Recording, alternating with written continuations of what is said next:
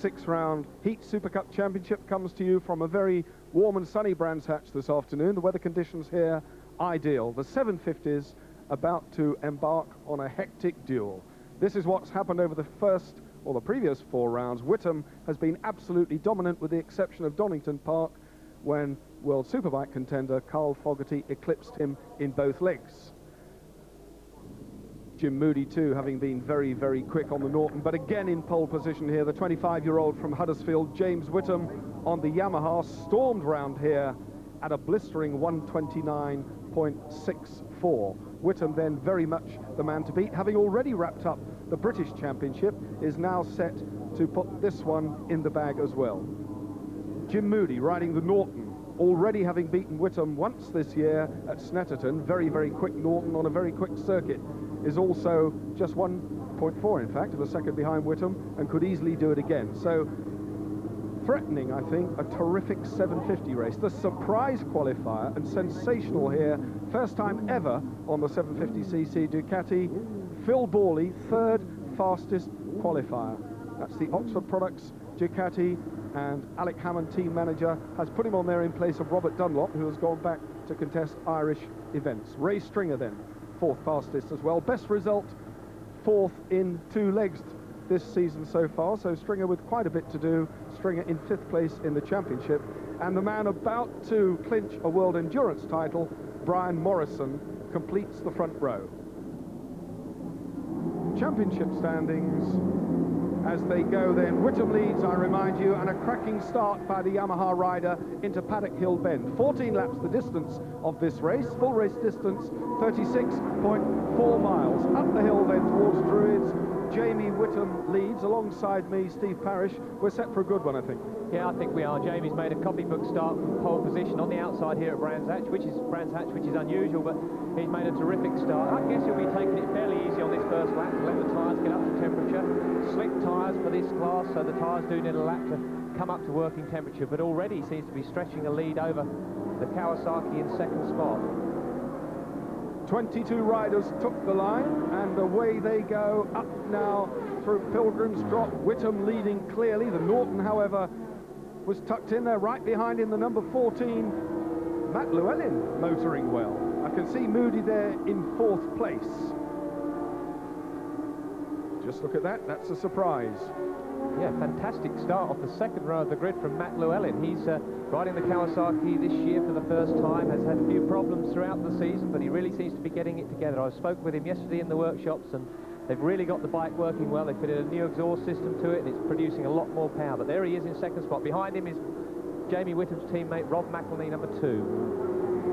Number 2, McElney in third place, suffering the effects of a practice tumble at Alton Park.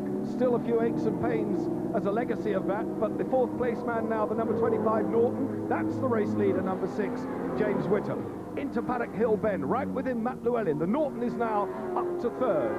So Jim Moody on the Norton, rocketing up to third, having gone past. There's the race leader. There's Moody in third place on the yellow and blue, very distinctive livery of the Norton. Moody then has got number 14, Matt Llewellyn, firmly in his sights, and now has to get past him to get after the flying James Whittam. McElney number 2, again, as I said, very second-hand. Morrison carrying one of our on-bike cameras. Ahead of him, Rob McElney. The number 5 then, Kawasaki of Brian Morrison. We're in the hot seat, Steve. Yeah, well, Brian Morrison's trying to get in the slipstream here. You can see him closing slightly on Rob McElney here as they go into the very, very fast Hawthorne Bend. It's about a 100-mile-an-hour corner, and he's closing all the time on Rob McElney. You'll see at this point he's coming in closer on the brakes. Now they're hard on the power, accelerating up fourth gear into fifth gear before they come to Dingle Dell. He's getting on the brakes a bit later than McElney, closing in on him.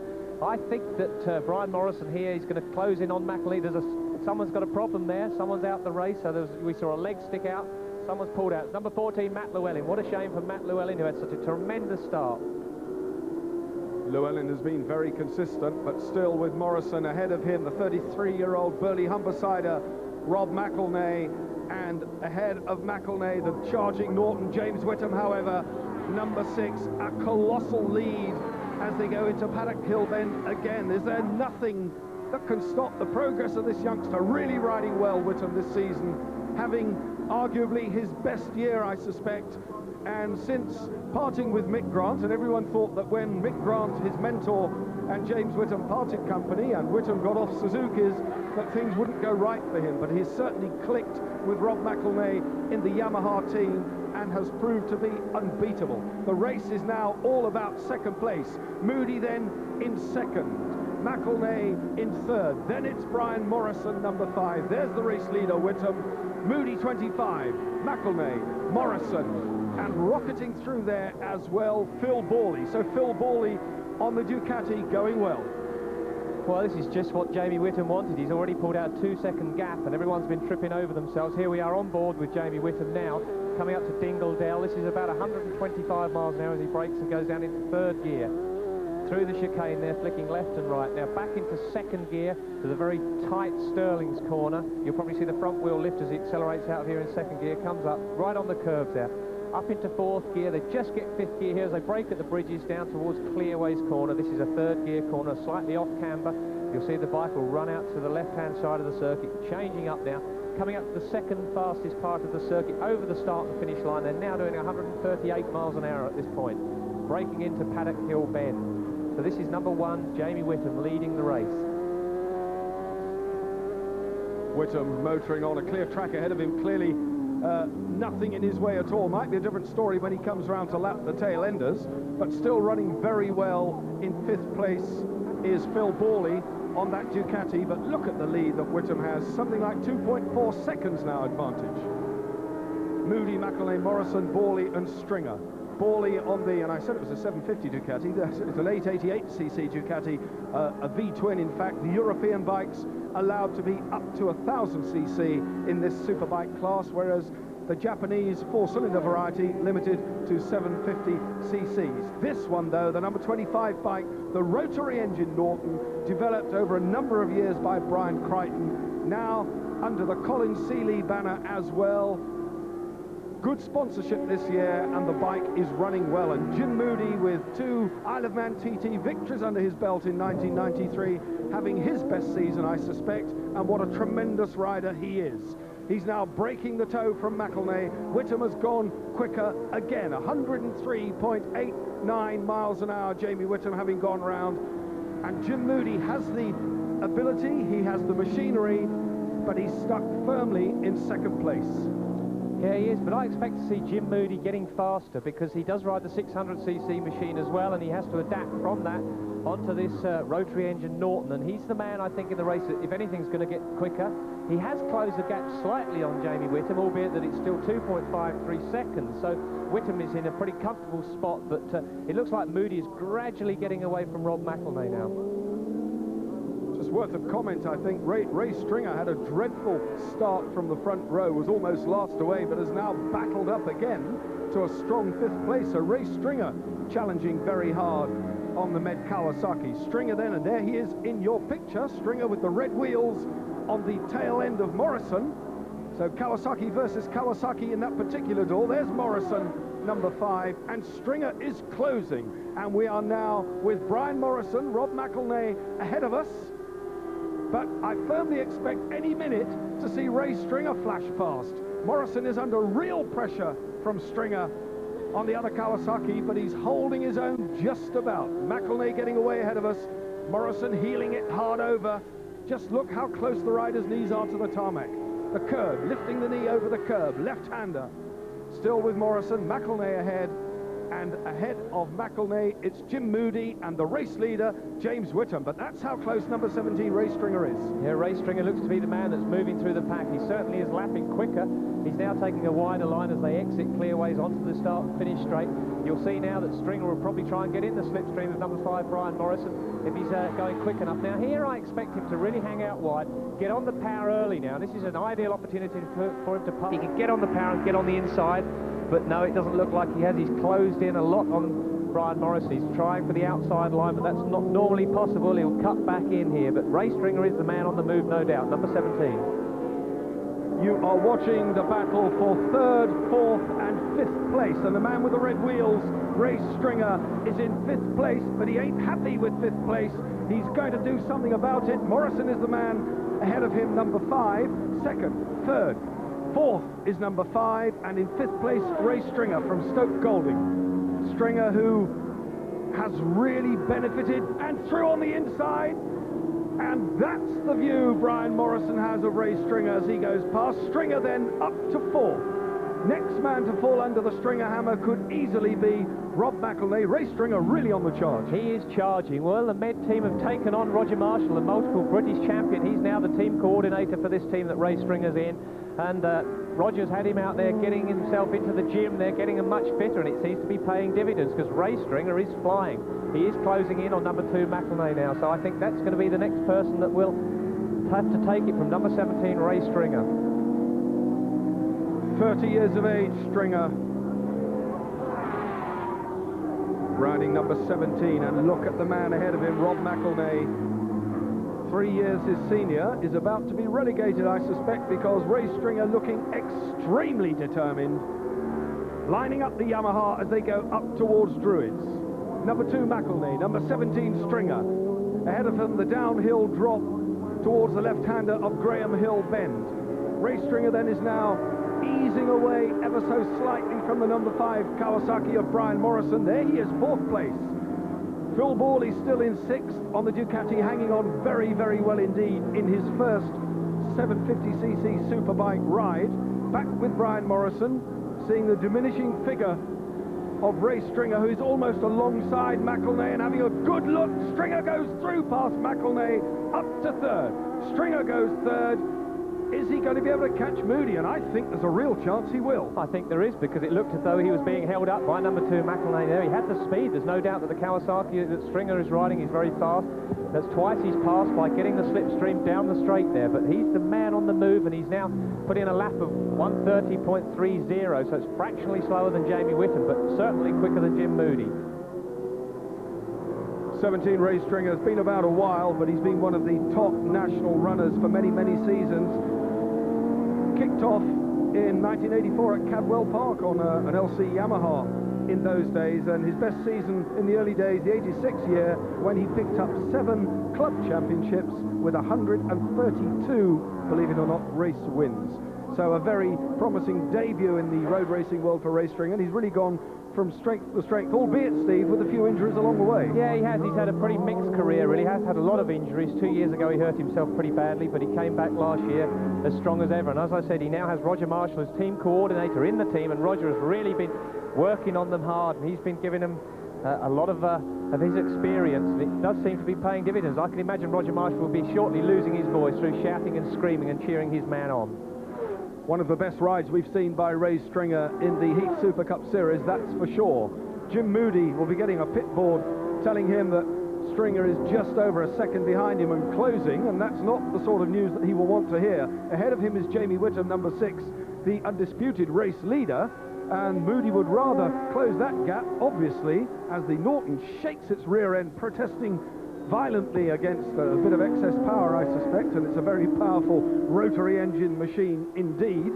Moody heeling over then, left-hander, but the relentless pressure closing in behind him of Ray Stringer. Rob McElnay still there, Morrison's still there. The camera foreshortening the angle, it's true, but nonetheless, Stringer has made it fairly clear, I think, to everyone here that he wants to line the Norton man up, go second, and maybe even take a crack at the lead. Well, all credit to Ray Stringer and his engine, because he actually prepares the engines for that Kawasaki. He does a lot of the engineering work, and he has built the engine that he's riding on. There's nothing better than having to build your own engine, because it makes you do a good job. And he is closing. There's no doubt he's closing on Jim Moody, and he's now put in a lap of 1:29.98, Ray Stringer, so he is the quickest man on the circuit, lapping even quicker than Jamie Whittam, number 6. This man, Ray Stringer, one of the riders on the British scene who pioneered the very quick, ultra-slick electronic gear change, and that operates simply, it means that the rider can change gear without closing the throttle. As he dabs the gear lever, it momentarily shuts off the ignition, allowing the engine just to hesitate for a split second, and the gear change is then completed. So very quick gear changing, and the riders reckon that the electronic gear change can save them up to a second a lap. A lot of the riders, of course, are now using that system, but Ray Stringer was one of the guinea pigs, I suppose, really, in pioneering the device. Now closing, though, the Norton's still wriggling away. They do seem to be suffering some suspension or handling problems with the Norton. Yeah, well, it's producing something in the region of 145 brake horsepower, which is more than the average family car. And this machine, this Norton machine, is the lightest bike on the circuit, weighing in at only 134 kilograms, which is about 30 kilograms lighter than any other bike in the race. So they really have got the weight down. Brian Krantz worked extremely hard on this Norton, getting the weight down, but a fabulously compact, very possibly underfunded team, but they've done a terrific job. The man on the right-hand side of your picture is in second place in the race. That's Jim Moody, number 25. And behind him, the relentless closing in of Ray Stringer, who's now got him within, well, you can see for yourselves, about 6 bike lengths. And he's charging around there, having gone quicker than the race leader, Jamie Whittam, who's out on his own with something like a 3.3 second cushion. But Stringer then very much the man of the moment. His best results so far, just 2 fourth places, and he had one of those at Alton Park and another one at Donington. So already he's earning a personal best in the H.E.A.T Supercup Series this year. McElnay still 4th, Phil Borley still 6th, and Brian Morrison, World Endurance Champion, dare I say, designate, in 5th place. Another wriggle from the north. Ray Stringer then almost within a hair's breadth of him as they go through Dingle Dell Bend. The left-hander of Stirling's, and then accelerating down under the bridge towards Clearways and out of the slipstream of the Norton comes Stringer. The right-hander will bring them into view of the start-finish straight, and then we'll just see how they compare speed for speed, and they're catching tail-enders. This could be a crucial point. This could be a crucial point. Stringer got the drive out of Clearways. He's looking for the inside line into Paddock, but no, he's decided better.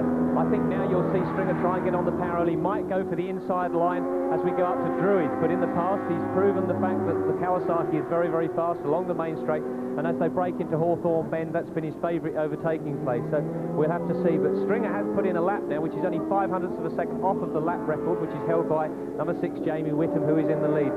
This will be interesting. This is Stringer's place where he has passed both Brian Morrison and Rob McElnay in the past, so he'll now be getting a drive out of this very, very slow Surtees corner, second gear corner, accelerating hard now, up into 3rd, 4th gear, 5th gear. He's already on the outside, so he's really got the drive out of that corner. He'll be now trying to tuck in the slipstream, but no, he's too far away. It's not going to happen this lap.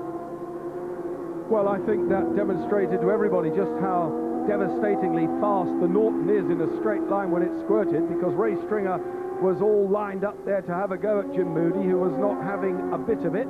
He screwed the throttle back. The Norton responded and rewarded him still with the second place, which he's now having to defend very furiously, because Ray Stringer climbing all over the back of Jim Moody's Norton.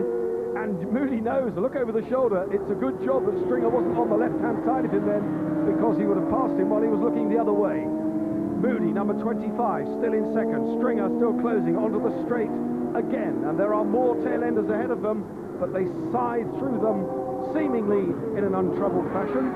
Whittam has stretched the advantage at the top of the race to 3.45 seconds. So Jamie Whittam on his way to yet another victory in this series. And I haven't yet, I have to confess, done the permutation to see whether it'll put a win here will put the championship out of reach. I don't think it will. Whittam, though, looking to wrap it up if he can possibly do it. He's leading this battle for second, though. Jim Moody and Ray Stringer, who I'm sure owes himself second place. Yeah, I think he does, but yes, you're exactly right, Barry, in saying the performance of that Norton, because Stringer undoubtedly on the lap before got the drive out the corner. He's done it again, but now the Norton will stretch away, so he's going to have to change his strategy as to where he's going to pass. He's done all his other passing manoeuvres by getting a slipstream down the straight, but he's unable to do this with number 25 Jim Moody on the Norton. He's going to have to do it, I think, either at the breaking point going in on the inside line at Paddock Hill Bend, or alternatively at Druids. But once again, I think the answer is to do it on the last lap, because undoubtedly, if he passes at Druids or at Paddock Hill Bend, then Jim Moody could use the speed of the Norton down the straight to repass him. The number 25 bike already having taken one victory in this series at Snetterton, and that is an extremely fast circuit where Moody was able to use the power to its full advantage. Ray Stringer, number 17, must be getting just a little bit frustrated now, because every time it looks as though he can get by, the Norton simply disappears on sheer power. Now he's taken a different tack, looking at the right-hand side, but following inline astern round Paddock Hill Bend, dropping down and up Halewood Hill towards Druids. The slowest part of the circuit, and Steve Parrish commented earlier that if you're going to pass someone, that's the best place to do it. Should you fall off, it's not quite as quick. And that's a very valid reason, and I suspect as good a reason as any. Stringer, however, not able to do anything about it. In fact, if anything, Jim Moody, number 25, is stretching away.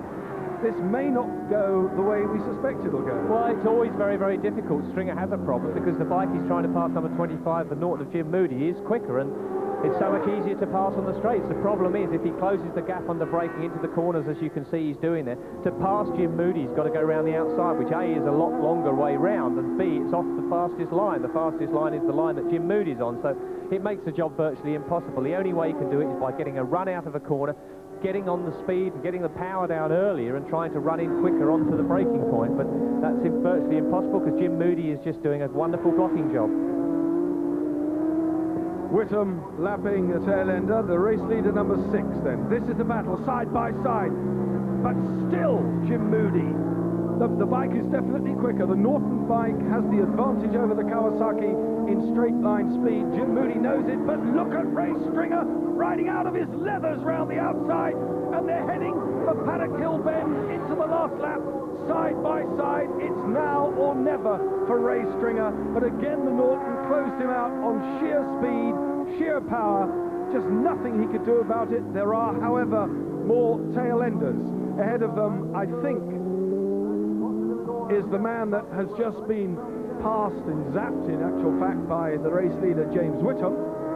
And this is going to go all the way down to the wire, but I don't think Stringer's got an answer for it. Well, no, I think Stringer maybe showed his hand a little early there because he looked like he had the way round the outside at clearways, but he's already shown Jim Moody that that's what he can do. So he's maybe shown his hand a little early. If he could have done that on the last lap and sprung the surprise on Jim Moody, then that would have been it, and he'd have crossed the line first. But Jim Moody now, I think we'll see him coming out of clearways on a really wide line, purely and simply to block Ray Stringer. But we have got back markers that can, and Moody, that slowed him up a lot. If he could have just nipped through there and tossed the back marker to Ray Stringer, but that's not possible. Stringer's looking for the outside. Moody's, it's a real problem for Ray Stringer. What a shame. That has really handed that second place to Jim Moody, in my opinion. We commented on just how tricky it can be when they come up against tailenders, and you saw very clearly there that Ray Stringer's chance of having a go at Moody was thwarted by the tailender, the mystery man in black. And I say mystery man because he's not listed in the programme. Whittam takes the win. Over the line goes Whittam. Moody gets the second place, and it was a Ducati who was lapped, but there's the race winner, James Whittam. Another convincing display of superbike riding, and a reverse wheelie. How about that? Brilliant stuff from James Whittam. Untroubled start to finish victory. And I think he's delighted with that. Now that's a new slant on things. I've never seen that before. Well, it is. It's like sticking your wheel on your foot on the front wheel of your push bike. Basically, just pulling the brakes on hard, lifting the rear wheel up in the air. Not something you want to do at racing speeds, but Jamie Whittam, a very experienced rider, and he looks like he's been practicing at that one. Moody got second, but there's the race winner, James Whittam. Confirmation of that thrilling race result. Jamie Whittam indeed took the win from Moody, Stringer, Morrison, McElnay and Borley, and that means with one more of these 750cc legs to occur this afternoon, Whittam can indeed wrap up the title with one round still remaining. He's out there on 154, McElnay, Moody still third, Morrison, Stringer moves up, and Hislop, who didn't really feature today, still sixth.